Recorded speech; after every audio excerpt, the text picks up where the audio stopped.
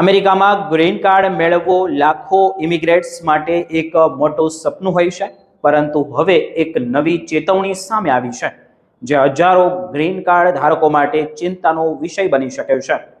Immigration નિષ્ણાંતો અને વકીલોના જણાવ્યા અનુસાર જોઈએ તો યુએસ સિટીઝનશિપ માટે અરજી કરનાર કેટલાક ગ્રીન કાર્ડ ધારકોને હવે માત્ર નાગરિકત્વ નકારવાનો જ નહીં, પરંતુ પોતાનું ગ્રીન કાર્ડ ગુમાવવાનો અને તેમને સાથે દેશ નિકાલની કાર્યવાહીનો પૂરો સામનો કરવો પડી શકે છે.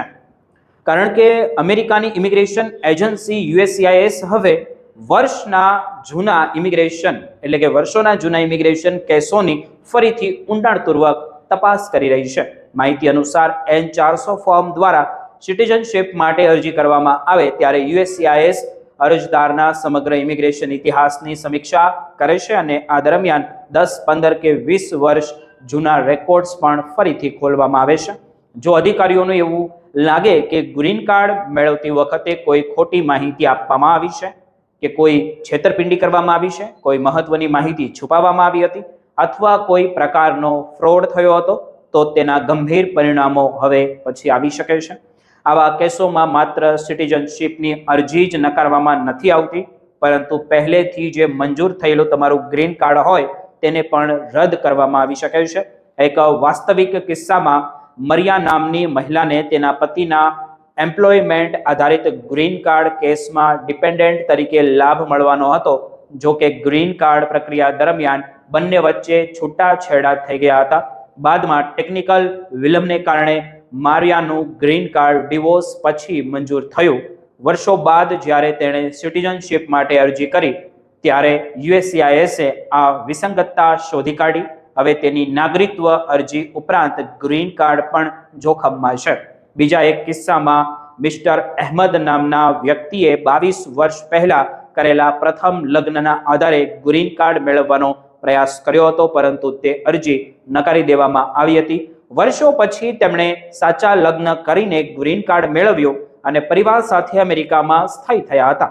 પરંતુ સિટીઝનશિપ ઇન્ટરવ્યૂ દરમિયાન અધિકારીઓએ 2 દાયકાથી વધુ જૂની ફાઇલ બહાર કાઢી અને અગાઉના કેસમાં ફ્રોડની શંકા દર્શાવતી નોંધોના આધારે નવા પ્રશ્નો ઊભા કર્યા. પરિણામે તેમનું ગ્રીન કાર્ડ પણ તપાસ હેઠળ આવી ગયું અને આવી જ રીતે કેટલાક એમ્પ્લોયમેન્ટ આધારિત ગ્રીન કાર્ડ કેસમાં પણ કાર્યવાહી થઈ શકે છે.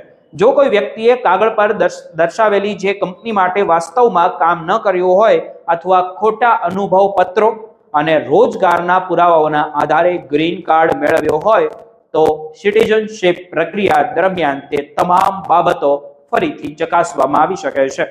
નિષ્ણાતો કહે છે કે ખાસ કરીને એવા લોકોએ સાવચેત રહેવાની જરૂર છે જેમના કેસમાં શંકાસ્પદ લગ્ન, ખોટા અનુભવ પ્રમાણપત્રો, ગંભીર ટેક્સ સમસ્યાઓ, લાંબા સમય સુધી અમેરિકાની બહાર રહેલી મુસાફરીનો અસ્પષ્ટ રેકોર્ડ અને કોઈ પણ પ્રકારની ખોટી માહિતી શામેલ હોય.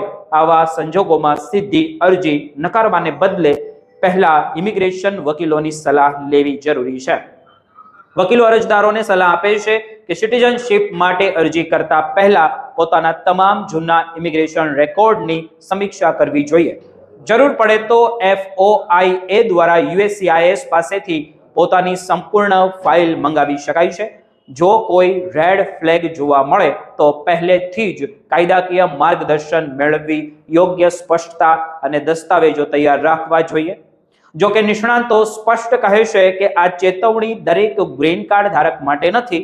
જેમણે કાયદેસર રીતે ગ્રીન કાર્ડ મેળવ્યું છે અને જેમના રેકોર્ડ સ્વચ્છ છે તેમના માટે સિટીઝનશિપ પ્રક્રિયા સામાન્ય રીતે સુરક્ષિત રહે છે, પરંતુ ભૂતકાળની કોઈ પણ નાની ગેરરીતિ આજે મોટી સમસ્યા બની શકે છે. તેથી સિટીઝનશિપ માટે અરજી કરતા પહેલા પોતાના ઇમિગ્રેશન ઇતિહાસની સંપૂર્ણ તપાસ કરાવવી હવે પહેલા કરતા વધુને વધુ મહત્વપૂર્ણ બની ગઈ છે.